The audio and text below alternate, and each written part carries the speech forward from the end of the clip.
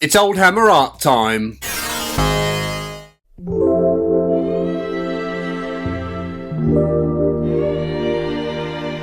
If you're coming demon hunting with me, then you'd better put some bloody clothes on. I swear the lady on the right has forgotten a few items of clothing. Not sure I would want to go out demon hunting dressed like that. So what we have here is an Inquisitor wearing Terminator armour and his retinue. This piece is by one of my favourite Warhammer 40,000 artists of all time, Dave Gallagher. Now, I don't know if this piece was ever used, as I don't recall seeing it on any publications, but it is 100% Warhammer, and I feel you need to see it. Our Inquisitor here, like we said before, is wearing Terminator armour. Red Terminator armour. I've noticed a theme in that all the art featuring Inquisitors are always wearing red Terminator armour. Did they only come in red? Oh, hang on, I think they might have all been the same guy, Inquisitor Jacques Draco, but I need to look into that. The lights around the ring piece of the Inquisitor's collar thing look to me a lot like swimming pool lighting. You often see these sort of underwater mood lights when you go swimming these days. I really like them. Oh, sometimes you even see them in ponds too. Expensive ponds with koi in. They remind me of the times when we went swimming in the outdoor pools at centre parks when I was a youngster. Ah, the nostalgia. Now, as I'm apparently blind, or losing my eyesight, at first I thought the weapon the Inquisitor was carrying in his right hand was just a telescopic rod, like a power telescope or something. But I've now come to realise it's actually got a blade on the end, like your typical Grey Knight halberd. Do they have built-in bolters like the Custodes? And if not, why not? My name's Marcel, and this is Snakeworks. Okay, so it would appear I was wrong about that piece not being used in any published publications. Or should that just be publications? It was in fact used as the cover art for a book, and that book was known as Chaos Child, featuring Inquisitor Jacques Draco, or Draco, or is it Draco? Anyway, let's see if we can find a picture of it for you.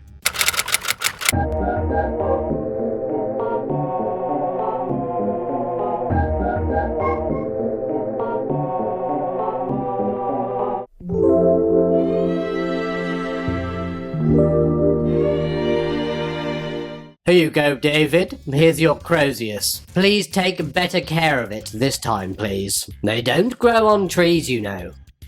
So what we appear to have here is a chaplain receiving his gear, probably being anointed. Is that the right word?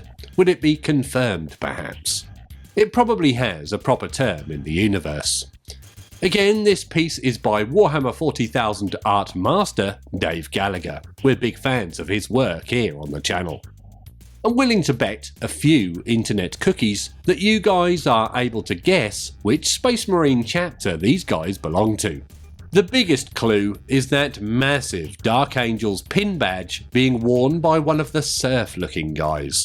It would be amusing if they were not Dark Angels and he just got that badge from a Dark Angels merch shop. I think I have a big one like that, with "It's my birthday" written on it. So I said Mr. Button Man was a serf, but looking at it now I think he might actually be an officer of sorts in the Dark Angels. My thinking for this are the service studs he has in his forehead. I think that's a Marine only thing. I don't think their attendants and serfs get them, although I might be wrong.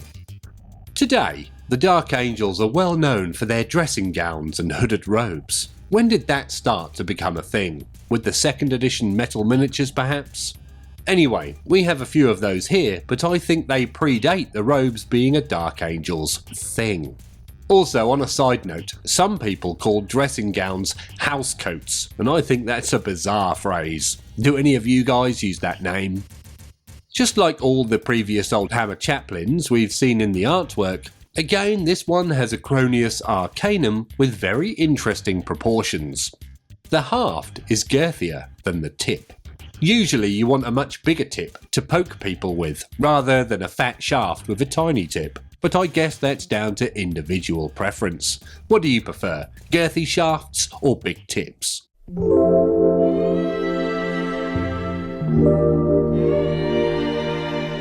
Imagine if someone's crotch was able to keep an eye on you. Well, imagine no more, because this one can. A proper one-eyed trouser snake. So what we're looking at here is a Chaos Space Marine, or Chaos Renegade as they were known at the time. This time by who I think is Tony Ackland, judging by that logo signature. If I'm wrong, then please let us all know in the comments below. The gentleman's head reminds me of the face of an old 1980s TV character. Do you have any guesses as to whom it might be? Well, I was actually thinking of the Beast from the old Beauty and the Beast TV show. My mother used to watch it all the time, and I thought it was the most boring TV show I'd ever seen in my life. Also, apparently the Beast was played by Ron Jeremy, which is awesome. Oh no, sorry, Ron Perlman. Ron Jeremy was in the other one, the movie version. Not that I've seen it. Oh, also Linda Hamilton was in it, aka Sarah Connor. Fantastic. Beauty and the Beast. The power armour this young man is wearing is very organic looking, and I like this style a lot. Sadly these days Chaos Space Marines look less organic and more just edgy, which I feel is a shame. I would love to see this organic style make a comeback. What do you guys think? Our man here has a very interesting organic tube-like weapon on his left arm. Has it replaced his arm, or does it just fit over his hand? Is anyone able to tell us what weapon it is? To me it looks like perhaps a plasma gun or volkite of sorts. Also I've noticed I'm using the term organic a lot, and I apologise for that. The geezer's right hand shoulder pad is quite interesting. It has a bizarre looking addition to it. What looks like a splayed out hand. Are they fingers? Is that an actual hand? Or has he just inflated a pair of marigold gloves and stuck them to his arm? I guess if it was a usable hand, he could have it holding his ammo clips, phone, or pick and mix perhaps. Now it feels a little immature to admit this, but I'm a big fan of pick and mix. Sadly, I don't get it very often anymore. There used to be a shop that specialised in pick and mix, literally 2 or 3 doors down from my old house, next to where I used to live. But we have since moved away, which is probably a good thing to be fair, else I might keep buying that pick and mix. Now if you would like to discuss pick and mix or anything else hobby related, then please feel free to come along and join us on our friendly Discord server, which is not behind a paywall. There's a link in the description below, and I'll stick one up here for you too. We look forward to chatting to you there.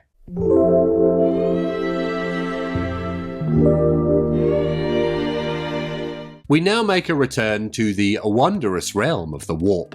The Empyrean, where anything can happen. It's a bit like the intro to The Outer Limits. Do you remember that show? This is a very interesting looking piece, isn't it? It's very odd indeed. We have what appears to be some demonic trees by an artist I sadly cannot identify, so if you know, then please let us all know. Although these things appear to be trees, they also seem to be the biggest, most massive trees ever. They look like they're standing on the top of massive city block towers, the sort of thing you might make for scenery in an Adeptus Titanicus game. Actually, this would be a fun piece to try and render into a model, a city block with huge demonic trees on top. It would be awesome. Due to these being demonic trees, we need to associate them with a god. I would probably put my money on them being Tzeentchian. He loves to make things big and weird, right? But then again, they could just be weird Xenos trees that grow really fast. Like my neighbour's old Leylandii that the council made him cut down, the swine. I guess that brings us on to the next question. Are these trees sentient? Are they able to move? I think I can see some faces on there, so my guess is that these are like Ents, able to move around and talk. I guess it's possible someone just carved faces into the giant trees though. You never really know. The shape of the branches on the tree remind me a lot of some of the branches of trees in Roger Dean's artwork. I absolutely love Roger Dean's art, and I was exposed to it from a young age from my mum's old vinyl collection. Roger Dean did a lot of art for bands like Uriah Heep, Asia and Yes. He also did a lot of art for the Psygnosis games back in the early 90s. I think he even designed their logo too.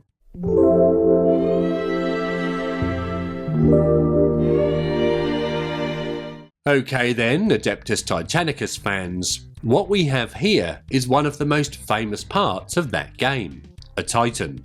This time it's by someone with a logo or signature of KW.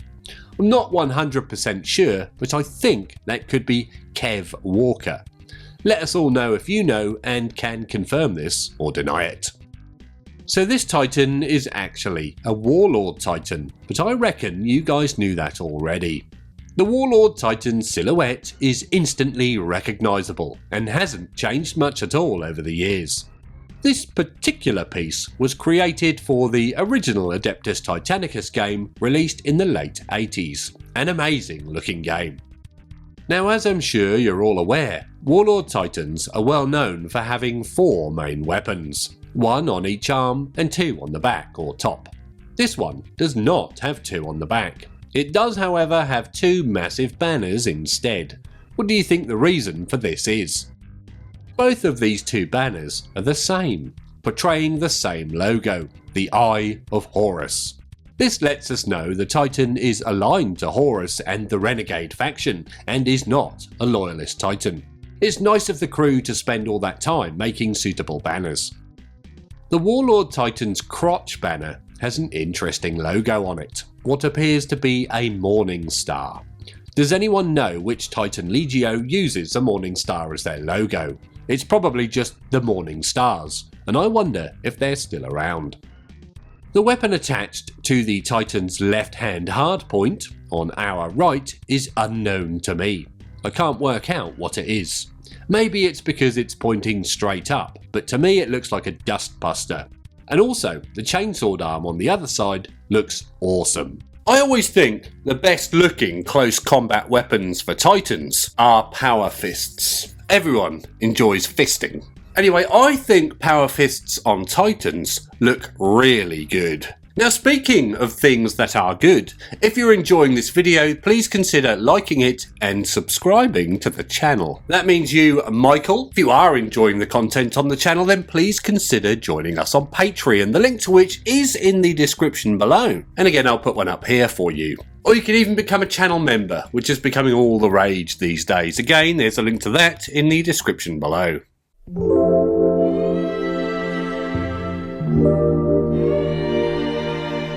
Okay then, if you were to send a Space Marine into the warp with a mushroom, what would be the result?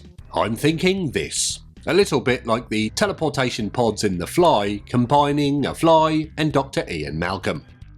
So what we actually have here is a Renegade Space Marine of the Tzeentchian persuasion, I think.